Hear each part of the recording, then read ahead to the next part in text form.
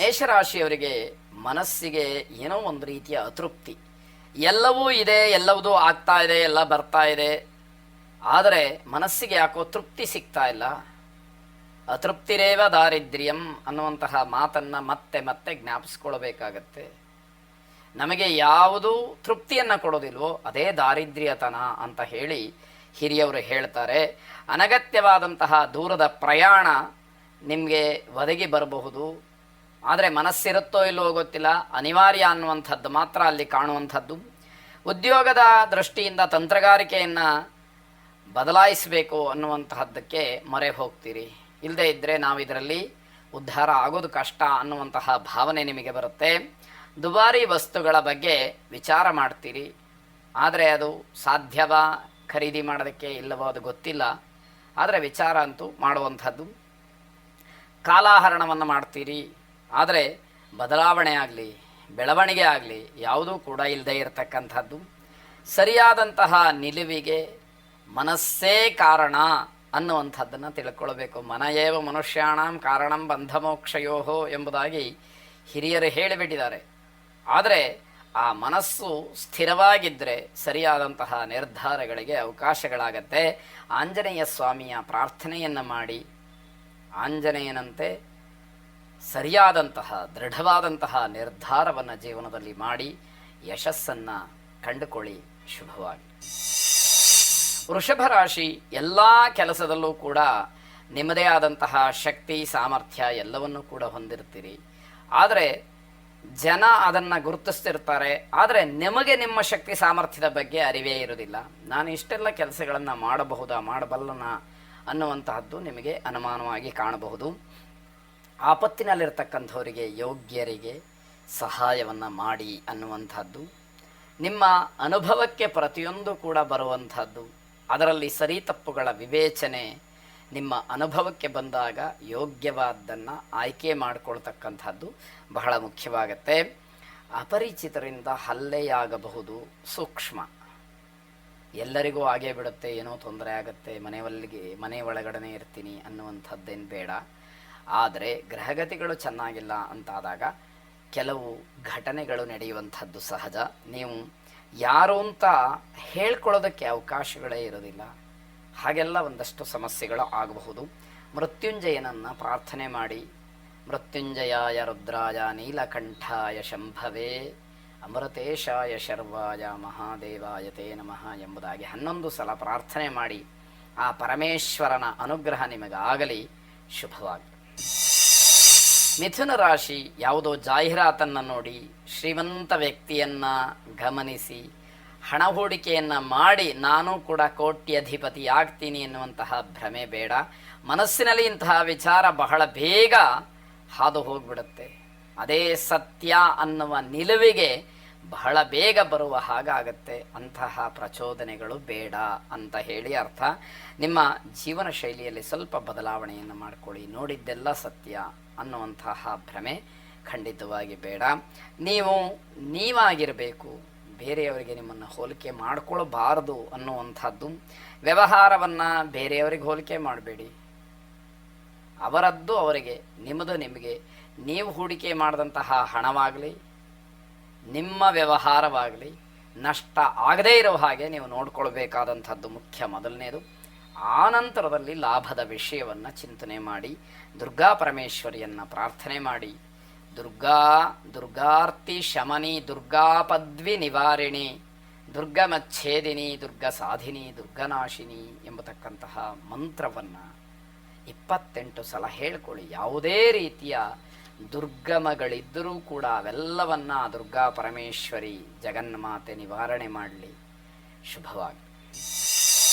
ಕರ್ಕಾಟಕ ರಾಶಿ ಆರೋಗ್ಯದ ದೃಷ್ಟಿಯಿಂದ ಸ್ವಲ್ಪ ಗಮನವನ್ನು ಕೊಡಿ. ನರ ಅಥವಾ ಮೂಳೆಗೆ ಸಂಬಂಧಪಟ್ಟ ಹಾಗೆ ತೊಂದರೆಗಳು ಆಗುವ ಸೂಚನೆಗಳು ಹೆಚ್ಚಾಗಿದೆ. ಅದನ್ನು ಅನುಭವಿಸಬೇಕಾದಂಥದ್ದಿದೆ. ಯಾವುದೇ ವಿಚಾರದಲ್ಲಿ ತಾತ್ಸಾರವನ್ನು ಮಾಡಬೇಡಿ. ಯಾವ ವಿಷಯದಲ್ಲಿ ನೀವು ತಾತ್ಸಾರವನ್ನು ಮಾಡ್ತೀರೋ ಆ ವಿಷಯದಲ್ಲಿ ತೊಂದರೆ ಆಗುವಂಥದ್ದಿದೆ. ಹಳೆಯ ನೋವುಗಳು ಇರುವಂಥವ್ರಿಗೆ ಈ ದಿವಸ ಬಹಳ ಕಷ್ಟವಾಗ್ತಕ್ಕಂಥದ್ದು. ಕಾನೂನಾತ್ಮಕವಾದಂತಹ ವಿಚಾರಗಳ ಎದುರಾದರೆ ಈ ದಿವಸ ಸುಮ್ಮನೆ ಇದ್ದು ಬಿಡಿ. ನನಗೇನೋ ಗೊತ್ತು, ನಾನು ಯಾರ ಹತ್ರನೋ ಹೇಳಿಸ್ತೀನಿ, ಇದು ಯಾವುದೂ ಕೂಡ ನಡೆಯುವಂಥದ್ದಾಗೋದಿಲ್ಲ. ಸುಮ್ಮನಿರುವಂಥದ್ದು ಒಳ್ಳೆಯದು. ಕಾನೂನಾತ್ಮಕವಾದಂತಹ ಹೋರಾಟವನ್ನು ನೀವು ಪ್ರಾರಂಭ ಮಾಡಿದರೆ ಈ ದಿವಸ ಅಪಜಯವೇ ಸರಿ ಅನ್ನುವಂಥದ್ದು. ಆತುರವಾದಂತಹ ನಿರ್ಧಾರಗಳು ಬೇಡ. ಏನಾದರೂ ಖರೀದಿಯನ್ನು ಮಾಡ್ತಕ್ಕಂತಹ ಇಚ್ಛೆ ಇದ್ದರೆ ನಿಮ್ಮ ಜೊತೆಯಲ್ಲಿ ಅನುಭವಿಗಳನ್ನು ಕರ್ಕೊಂಡು ಹೋಗಿ, ಇಲ್ಲದೇ ಇದ್ದರೆ ಮೋಸಕ್ಕೊಳಗಾಗ್ತೀರಿ ಅನ್ನುವಂಥದ್ದು. ಅಂಬಾ ಭವಾನಿಯನ್ನು ಪ್ರಾರ್ಥನೆ ಮಾಡಿ ಆ ಜಗನ್ಮಾತೆಯ ಅನುಗ್ರಹ ಸದಾ ನಿಮ್ಮನ್ನು ರಕ್ಷಣೆ ಮಾಡಲಿ ಅನ್ನುವಂಥದ್ದು ಶುಭವಾಗಿ. ಸಿಂಹರಾಶಿ ಆಲಸ್ಯದಿಂದ, ಬೇಜವಾಬ್ದಾರಿಯಿಂದ, ಯಾವುದೋ ಒಂದು ರೀತಿಯ ಉತ್ಸಾಹದ ಕೊರತೆಯಿಂದಾಗಿ ಇವತ್ತು ಮಾಡಬೇಕಾದಂತಹ ಕೆಲಸಗಳನ್ನು ನಾಳೆಗೆ ಮುಂದೂಡ್ತೀರಿ. ಅದು ದೊಡ್ಡ ಪ್ರಮಾದವಾಗ್ತಕ್ಕಂಥದ್ದು. ನಷ್ಟವನ್ನು ತಪ್ಪಿಸಬೇಕು ಅಂತಾದರೆ ಆಲಸ್ಯವನ್ನು ದೂರ ಮಾಡಿಕೊಳ್ಬೇಕು. ಆಲಸ್ಯ ಅನ್ನುವಂತಹ ಶತ್ರು ನಿಮ್ಮಿಂದ ದೂರವಾದರೆ ನಿಮಗೆ ಜೀವನದಲ್ಲಿ ಏನನ್ನಾದರೂ ಸಾಧಿಸಲಿಕ್ಕೆ ಅವಕಾಶಗಳಾಗತ್ತೆ. ನಿಮ್ಮ ವೈಯಕ್ತಿಕವಾದಂತಹ ಜೀವನಕ್ಕೆ ಬೇಕಾದಂತಹ ಸಾಮಗ್ರಿಗಳನ್ನು ಹೆಚ್ಚು ಗಮನ ಕೊಟ್ಟು ಕೊಂಡುಕೊಳ್ತೀರಿ ಅನ್ನುವಂಥದ್ದೇ ಈ ದಿವಸದ ವಿಶೇಷ. ಇದನ್ನು ಗಮನಿಸ್ಕೊಳ್ಳಿ. ಉದ್ಯೋಗದಲ್ಲಿ ನಿಮ್ಮ ಹಕ್ಕು, ನಿಮ್ಮ ಜವಾಬ್ದಾರಿ ಇನ್ನಷ್ಟು ಮತ್ತಷ್ಟು ಹೆಚ್ಚಾಗತ್ತೆ. ಮಕ್ಕಳಿಗೆ ಸಿಹಿ ತಿಂಡಿಯನ್ನು ಕೊಡಿಸಿ ಮಕ್ಕಳ ಮನಸ್ಸನ್ನು ಗೆಲ್ತಕ್ಕಂತಹ ಪ್ರಯತ್ನವನ್ನು ಮಾಡಿ. ಮಾತಾ ಅನ್ನಪೂರ್ಣೇಶ್ವರಿಯ ಪ್ರಾರ್ಥನೆಯನ್ನು ಮಾಡಿ. ಅನ್ನಪೂರ್ಣೆ ಸದಾಪೂರ್ಣೆ ಶಂಕರ ಪ್ರಾಣವಲ್ಲಭೆ ಜ್ಞಾನ ವೈರಾಗ್ಯ ಸಿದ್ಧ್ಯರಥಂ ಭಿಕ್ಷಾಂ ದೇಹಿ ಚ ಪಾರ್ವತಿ ಎಂಬ ಪ್ರಾರ್ಥನೆ ನಿಮ್ಮದಾಗಿರಲಿ. ಶುಭವಾಗಿ. ಕನ್ಯಾ ರಾಶಿ ವಿದ್ಯಾರ್ಥಿಗಳಿಗೆ ತುಂಬ ಒಳ್ಳೆಯ ದಿವಸ. ಯಾವುದೇ ಕಾರಣಕ್ಕೂ ದಿನವನ್ನು ವ್ಯರ್ಥ ಮಾಡಿಕೊಳ್ಳಬೇಡಿ ಅನ್ನುವಂಥದ್ದು. ಹೃದ್ರೋಗಕ್ಕೆ ಒಳಗಾಗಿರ್ತಕ್ಕಂಥವರು ಜಾಗ್ರತೆಯನ್ನು ವಹಿಸಿ ವೈದ್ಯಕೀಯ ಪರೀಕ್ಷೆ ನಡೀಲಿ. ಕೆಲವರಿಗೆ ಹೃದಯಕ್ಕೆ ಸಂಬಂಧಪಟ್ಟಂತಹ ಕಾಯಿಲೆ ಈ ದಿವಸ ಕಾಡಬಹುದು. ಹಿಂದಿನಿಂದ ಇರತಕ್ಕಂಥವರಿಗೆ ತೊಂದರೆಯಾಗ್ತಕ್ಕಂತಹ ಸೂಚನೆ ಕಾಣ್ತಾ ಇದೆ. ಇದೆಲ್ಲದರ ಬಗ್ಗೆ ಗಮನ ಇರಲಿ. ಆರೋಗ್ಯದಲ್ಲಿ ಸ್ವಲ್ಪ ವ್ಯತ್ಯಾಸ ಕಂಡರೂ ಕೂಡ ತತ್ಕ್ಷಣದಲ್ಲಿ ವೈದ್ಯರ ಸಲಹೆಯನ್ನು ಪಡ್ಕೊಳ್ಳಿ ಅನ್ನುವಂಥದ್ದು. ಔಷಧೋಪಚಾರವನ್ನು ಮಾಡ್ಕೊಳ್ಬೇಕಾದ್ರೆ ಸ್ವಯಂ ವೈದ್ಯ ಬೇಡ, ನನಗೇ ಏನೋ ಗೊತ್ತು ಅನ್ನುವಂಥದ್ದು ಬೇಡ. ಯಾವುದೇ ಕಾರಣಕ್ಕೂ ನೀವೇ ನಿರ್ಧಾರ ಮಾಡಿ ಔಷಧಿಯನ್ನು ತೆಗೆದುಕೊಳ್ಳುವಂಥದ್ದು ಬೇಡವೇ ಬೇಡ ಅಂತ ಹೇಳ್ತಾ ಇರುವಂಥದ್ದು. ನವಗ್ರಹರನ್ನು ಪ್ರಾರ್ಥನೆ ಮಾಡಿ, ಅದರಲ್ಲೂ ಸೂರ್ಯಗ್ರಹನನ್ನು ವಿಶೇಷವಾಗಿ ಪ್ರಾರ್ಥನೆ ಮಾಡಿ. ಆದಿದೇವ ನಮಸ್ತುಭ್ಯಂ ಪ್ರಸೀದ ಮಮ ಭಾಸ್ಕರ, ಪ್ರಭಾಕರ ನಮಸ್ತುಭ್ಯಂ ದಿವಾಕರ ನಮೋಸ್ತುತೆ ಎಂಬುದಾಗಿ 12 ಸಲ ಹೇಳ್ಕೊಳ್ಳಿ. ಸೂರ್ಯನಾರಾಯಣನನ್ನು ಹೃದ್ರೋಗಂ ಮಮ ಸೂರ್ಯ ಅನ್ನುವಂತಹ ಮಂತ್ರವೂ ಕೂಡ ಆ ರೋಗದ ನಿವಾರಣೆಗೋಸ್ಕರವಾಗಿ ಸೂರ್ಯನನ್ನು ಪ್ರಾರ್ಥನೆ ಮಾಡೋದಕ್ಕಾಗಿ ಇರುವಂಥದ್ದು. ಆರೋಗ್ಯಂ ಭಾಸ್ಕರಾದಿಚ್ಛೇದನ್ನುವ ವಿಚಾರವೂ ಕೂಡ ಜ್ಯೋತಿಷ್ಯ ಶಾಸ್ತ್ರದಲ್ಲಿ ಉಲ್ಲೇಖ. ಹಾಗಾಗಿ ಸೂರ್ಯನಾರಾಯಣನನ್ನು ಪ್ರಾರ್ಥನೆ ಮಾಡಿದರೆ ಆರೋಗ್ಯದಲ್ಲಿ ಸುಧಾರಣೆಯಾಗತ್ತೆ. ಇರತಕ್ಕಂತಹ ರೋಗದ ಪ್ರಮಾಣ ಕಡಿಮೆ ಆಗತ್ತೆ. ಆರೋಗ್ಯದಲ್ಲಿ ನೀವು ವಿಶೇಷವಾದಂತಹ ಪರಿವರ್ತನೆಯನ್ನು ಕಾಣ್ತೀರಿ ಅನ್ನುವಂಥದ್ದು ಗೊತ್ತಾಗತ್ತೆ. ಶುಭವಾಗಿ. ತುಲಾರಾಶಿ ನಿಮಗಿರತಕ್ಕಂತಹ ಜಾಣ್ಮೆ ಬುದ್ಧಿವಂತಿಕೆಯಿಂದ ಹಲವಾರು ಕೆಲಸಗಳನ್ನು ಮಾಡಿ ಪೂರೈಸ್ತೀರಿ. ಇದರ ಲಾಭ ಗೌರವ ನಿಮಗೆ ಸಿಕ್ಕುವಂಥದ್ದಾಗತ್ತೆ. ನಿಮಗೆ ವಿರೋಧಿಗಳಾಗಿ ವರ್ತಿಸ್ತಕ್ಕಂಥವರು ಈ ದಿವಸ ಸುಮ್ಮನಾಗ್ಬಿಡ್ತಾರೆ. ನಿಮ್ಮ ಪ್ರಭಾವವನ್ನು, ನಿಮ್ಮ ಮಾತನ್ನು, ನಿಮ್ಮ ಗಾಂಭೀರ್ಯವನ್ನು ನೋಡಿ ಅವರು ಯಾವುದೇ ಕಾರಣಕ್ಕೂ ಕೂಡ ಯಾವ ಪ್ರತಿಕ್ರಿಯೆಯನ್ನು ಕೂಡ ನೀಡದೇ ಇರುವ ಹಾಗೆ ಆಗುವಂಥದ್ದು. ಕುಟುಂಬದಲ್ಲಿ ಉತ್ತಮವಾದಂತಹ ವಾತಾವರಣ ಇರುತ್ತೆ. ಮಕ್ಕಳ ಬಗ್ಗೆ ಯಾವ ಯೋಚನೆಯೂ ಕೂಡ ಇಲ್ಲದೇ ಇರುವಂಥದ್ದು. ಮನೆಯ ನವೀಕರಣ ಆಗಬಹುದು, ಆಭರಣವನ್ನು ಖರೀದಿ ಮಾಡ್ತಕ್ಕಂಥದ್ದಾಗ್ಬೋದು, ಅಥವಾ ಹೊಸ ವಸ್ತ್ರವನ್ನು ಕೊಂಡುಕೊಳ್ತಕ್ಕಂತಹದ್ದಾಗ್ಬೋದು. ಇದ್ರ ಬಗ್ಗೆ ಚರ್ಚೆ ನಡೆಯುತ್ತೆ. ಅದಕ್ಕೆ ಒಂದು ಸ್ವಲ್ಪ ಪ್ರಯತ್ನವನ್ನು ನಡೆಸೋಣ ಅನ್ನುವಂತಹ ಮಾತು ಬರುತ್ತೆ. ನವಗ್ರಹರನ್ನು ಪ್ರಾರ್ಥನೆ ಮಾಡಿ. ಅರಿಷ್ಟಾನಿ ಪ್ರಣಶ್ಯಂತು ದುರಿತಾನಿ ಭಯಾನಿ ಚ ಶಾಂತಿರಸ್ತು ಶುಭಮೇಸ್ತು ಗ್ರಹಾಃ ಕುರ್ವಂತು ಮಂಗಳಂ ಎಂಬ ಪ್ರಾರ್ಥನೆ 9 ಸಲ ಹೇಳಿಕೊಳ್ಳಿ. ಶುಭವಾಗಿ.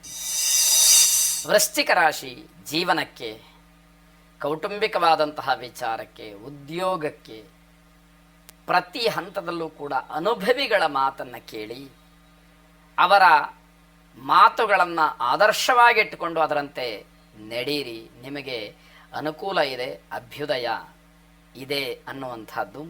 ನಿಮ್ಮ ಸ್ವಭಾವವನ್ನು ಸ್ವಲ್ಪ ಬದಲಾಯಿಸ್ಕೊಳ್ಳಿ. ನಾನು ತಿಳ್ಕೊಂಡ್ರದೇ ಸರಿ, ನನಗೂ ನನ್ನದೇ ಆದಂತಹ ಅನುಭವ ಇದೆ, ನನಗಿಷ್ಟು ವಯಸ್ಸಾಗಿದೆ, ಈ ಎಲ್ಲ ಕಥೆಗಳು ಬೇಡ. ನಿಮಗೆ ಏನೇ ಇರಬಹುದು, ಇನ್ನಷ್ಟು ಮತ್ತಷ್ಟು ತಿಳಿಯಬೇಕಾದಂಥದ್ದೂ ಇದೆ, ಅದನ್ನು ಇದರ ಜೊತೆಗೆ ಸೇರಿಸ್ಕೊಳ್ಳಿ. ಆಗ ಜೀವನ ಅರ್ಥವಾಗುವಂಥದ್ದು. ಕುಟುಂಬದ ದೃಷ್ಟಿಯಿಂದ ಯೋಚನೆಯನ್ನು ಮಾಡಿದಾಗ ನೀವು ನಿಮ್ಮನ್ನು ತಿದ್ದುಕೊಳ್ಳುವಂಥದ್ದು ಬಹಳ ಇದೆ, ನಿಮ್ಮನ್ನು ತಿದ್ದಬೇಕಾದ್ರೆ ಕಷ್ಟ ಇದೆ. ನಾಟಕೀಯವಾದಂತಹ ಬುದ್ಧಿಯನ್ನು ದೂರ ಮಾಡಿ, ಅದು ನಿಮಗೆ ಶ್ರೇಯಸ್ಸನ್ನು, ಯಶಸ್ಸನ್ನು ಕೊಡೋದಿಲ್ಲ, ಅದು ನಿಮ್ಮ ಅವನತಿಗೆ ಕಾರಣವಾಗತ್ತೆ. ಹಾಗಾಗಿ ಸ್ವಾಭಾವಿಕವಾಗಿರೋದಕ್ಕೆ ಪ್ರಯತ್ನವನ್ನು ನಡೆಸಿ ಅನ್ನುವಂಥದ್ದು. ಸ್ವಲ್ಪ ಬದಲಾವಣೆ ನಿಮ್ಮ ಜೀವನದಲ್ಲಿ ಕಂಡ್ರೆ ಧನಾತ್ಮಕವಾಗಿ ಅದು ನಿಮಗೆ ತುಂಬ ದೊಡ್ಡ ಪ್ರಯೋಜನವನ್ನು ತಂದುಕೊಡುತ್ತೆ. ಆಂಜನೇಯ ಸ್ವಾಮಿಯ ಪ್ರಾರ್ಥನೆಯನ್ನು ನಿರಂತರವಾಗಿ ಮಾಡಿ, ಆ ಸ್ವಾಮಿಯ ಅನುಗ್ರಹ ನಿಮಗೆ ರಕ್ಷಾ ಕವಚವಾಗಲಿ, ಶುಭವಾಗಲಿ. ಧನುರಾಶಿ, ಆರ್ಥಿಕವಾಗಿ ನಿಮ್ಮ ಸ್ಥಿತಿಗತಿ ಇವತ್ತು ಸುಧಾರಣೆಯಾಗ್ತಕ್ಕಂತಹ ಸೂಚನೆ. ಅಶಿಸ್ತು, ಒಂದಷ್ಟು ಹಣವನ್ನು ಅಥವಾ ಹಣದಿಂದ ಪ್ರಾಪ್ತವಾದಂತಹ ಯಾವ ಸವಲತ್ತಿದೆ ಅದನ್ನು ಅಹಂಕಾರದಿಂದ ನೋಡುವ ಹಾಗೆ ಮಾಡುತ್ತೆ. ಇದರ ಅರ್ಥ ಮಾಡಿಕೊಳ್ಬೇಕು. ಹಣವಾಗಲಿ, ಐಶ್ವರ್ಯ, ಅಂತಸ್ತಾಗಲಿ ಯಾವುದೂ ಕೂಡ ಶಾಶ್ವತ ಅಲ್ಲ ಅನ್ನುವಂಥದ್ದು ಅನುಭವಕ್ಕೆ ಬರಬೇಕಾಗತ್ತೆ. ನ್ಯಾಯಸಮ್ಮತವಾಗಿ ನಿಮ್ಮ ಕೈ ಸೇರಬೇಕಾದಂತಹ ಹಣ ಏನಿದೆ ಅದು ಯಾವುದಕ್ಕೂ ಕೂಡ ಕೊರತೆ ಆಗೋದಿಲ್ಲ. ನ್ಯಾಯಯುತವಾಗಿ ಅದು ಬಂದು ನಿಮ್ಮನ್ನು ಸೇರುತ್ತೆ ಅನ್ನುವಂಥದ್ದು. ನಿಮ್ಮ ನೌಕರಿಯ ಬಗ್ಗೆ, ಉದ್ಯೋಗದ ಬಗ್ಗೆ ಎಚ್ಚರಿಕೆಯನ್ನು ವಹಿಸಿ. ಸ್ವಲ್ಪ ವ್ಯತ್ಯಾಸ ಆದರೂ ಕೂಡ ತೊಂದರೆ ಆಗುವಂತಹ ಸಾಧ್ಯತೆಗಳಿರುತ್ತೆ. ಕುಟುಂಬದವರ ಖರ್ಚಿಗೋಸ್ಕರವಾಗಿ ಹಣವನ್ನು ಎಲ್ಲಾದರೂ ನೀವು ಪಡ್ಕೊಳ್ತಾ ಇದ್ದರೆ ಅದು ನಿಂತು ಹೋಗುವ ಸಾಧ್ಯತೆ ಹೆಚ್ಚಾಗಿರುತ್ತೆ. ಕಡಿಮೆ ಹಣವನ್ನು ಸ್ವೀಕಾರ ಮಾಡದೆ ಅನ್ನುವಂತಹ ಬೇಸರವೂ ಕೂಡ ನಿಮಗೆ ಇರುವಂಥದ್ದಿರುತ್ತೆ. ವಿದ್ಯಾರ್ಥಿಗಳಿಗೆ ತಮಗೆ ಬರಬೇಕಾದಂತಹ, ತಮಗೆ ಬರುತ್ತಿದ್ದಂತಹ ಪಾಕೆಟ್ ಮನಿಯೂ ಕೂಡ ನಿಂತು ಹೋಗಬಹುದು. ಇದೆಲ್ಲ ನಿಮ್ಮ ಪ್ರಾಮಾಣಿಕವಾದಂತಹ ವರ್ತನೆಯ ಮೇರೆಗೆ ಅವಲಂಬಿತವಾಗಿರುತ್ತೆ. ಇದನ್ನು ಗಮನಿಸ್ಕೊಳ್ಬೇಕು. ಲಕ್ಷ್ಮೀನಾರಾಯಣರನ್ನು ಪ್ರಾರ್ಥನೆ ಮಾಡಿ, ಶುಭವಾಗಲಿ. ಮಕರ ರಾಶಿ, ವ್ಯಾವಹಾರಿಕವಾಗಿ, ಔದ್ಯೋಗಿಕವಾಗಿ, ಹಾಗೇ ಉದ್ಯೋಗಕ್ಕೆ ಸಂಬಂಧಪಟ್ಟಂತಹ ವಿಚಾರದಲ್ಲಿ ಯಾವುದೇ ಕಾರಣಕ್ಕೂ ಮನೆಯವರನ್ನು ನಿರ್ಲಕ್ಷ್ಯ ಮಾಡಬೇಡಿ.